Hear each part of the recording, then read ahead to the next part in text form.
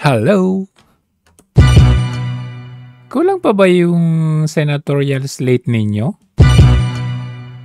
Parang ang balita ko 11 pa lang. 10? Ading Doc Mata?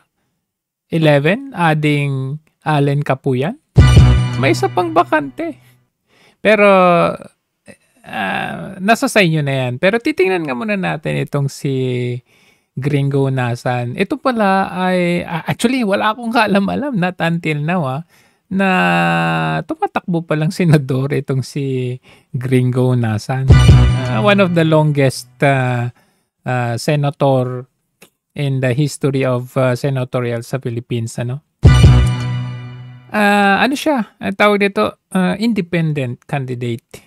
Pero maalala ninyo ito last year.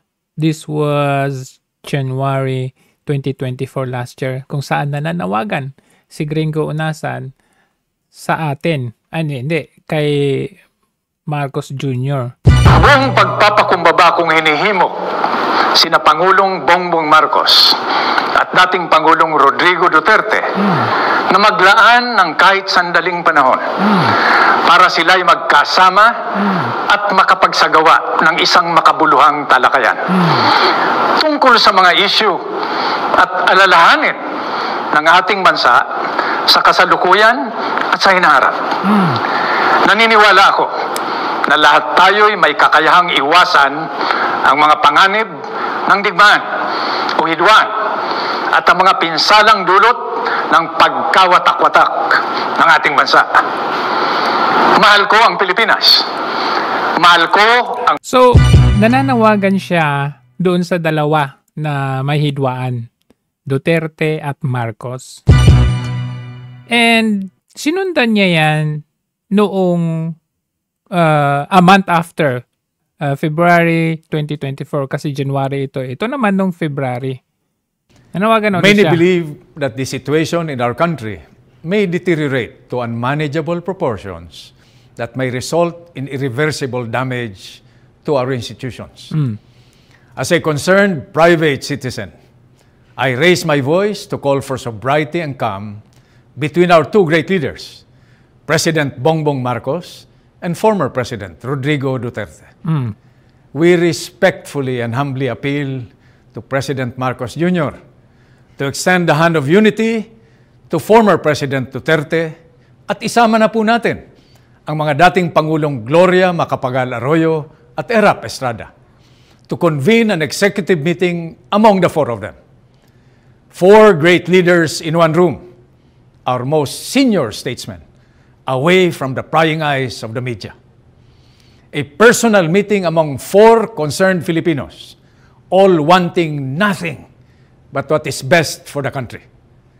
Napakaganda po nitong larawan na Ang tanong, nakinig ba si Marcos Jr.? Hindi po siya nakinig. Alam niyo kung sino lang ang Pangulong nakapagpatawag nung sinasabi ni Gringo Nasan na four great leaders? Walang iba kundi si PRRD. Nangyari lang yan nung panahon ni PRRD. Eto, tignan ninyo. Sino mga yan? Tignan nyo? Ilan naman yan? 5 great leaders pa yan. 4 yung tinatawag ni ano. Eto, 5. Buhay pa kasi si dito, si Ramos. Estrada, Arroyo, Ramos, saka si Aquino. Yung panawagan ni Gringo Nasan, asa ka. Actually, nakita nyo nga sa senatorial pa lang. Sa senatorial pa lang, wala na yung kapatid niya. Wala na rin ata yung isa na anak ni Villar. At muugong-ugong na balita ang ipapalit doon sa dalawa ay galing sa Pink. Kiko Pangilinan at saka si Bam Aquino. Wow. Hindi na Uniteam, Unipink na. Di ba? So, asa ka kung ginawa nga kay VP Sara, dati Uniteam, tas ngayon gusto na ipa-impeach, asa ka pa na mag-uusap dito. So, going back, nanawagan siya doon sa dalawa Duterte at Marcos para magkaisa, magkasundo, magkapatawaran kumbaga dahil bihigwaan. Nananawagan siya. At ito yung sabi niya, yung pagkawatak-watak. Ito ngayon fast forward natin ngayon. Ito yung talagang nasa kagustuhan at kaisipan ni Gringo Nasan, yung magkaisa tayo, yung hindi tayo magwatak-watak. Na kinakaharap ng sambayanan. Pagkawatak-watak. No. Ito ay dulot nung siguro masyado nating pagbababad sa tinatawag na partisan politics. No? Sa tingin ko, Carmina, lagi tayong kinakahon sa pro-anti. No? So, nananawagan siya since last year, yung pagkakawatak-watak magkaisa tayo. Pero, eto ang matinding balita ngayon. Ito yung matinding balita. Nanawagan siya sa Marcos at Duterte. Pero this time, nandito siya sa Duterte.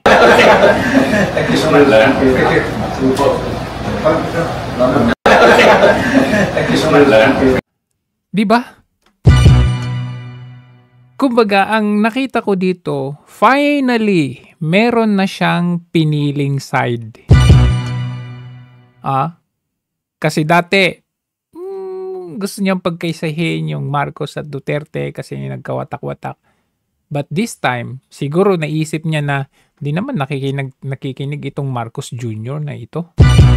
So it's about time na mamili na ako.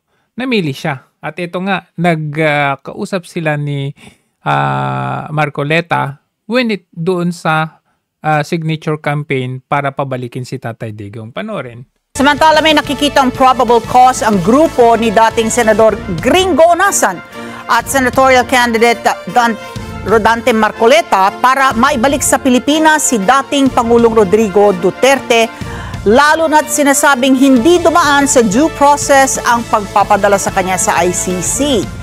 Hinikayat naman ng grupo ang mga Pilipino na suportahan ang kanilang isinusulong na electronic signature campaign para makakuha ng puwersa at makita ng ICC na may kapalpakan sa naging pag-aresto sa dating Pangulo. Sabi ng dating senador, hindi ito o wala itong pinapanigan na anumang panig, kundi ang kanilang gagawin daw ay para sa kapayapaan din ng ating bansa. Ito ay pro-Filipino. This is a pro-Filipino effort na hindi natin naririnig sa national conversation. Ang question is, ano gagawin natin? Okay, mabuti na itanong mo yan. Hindi na ito issue tungkol kay former President Duterte.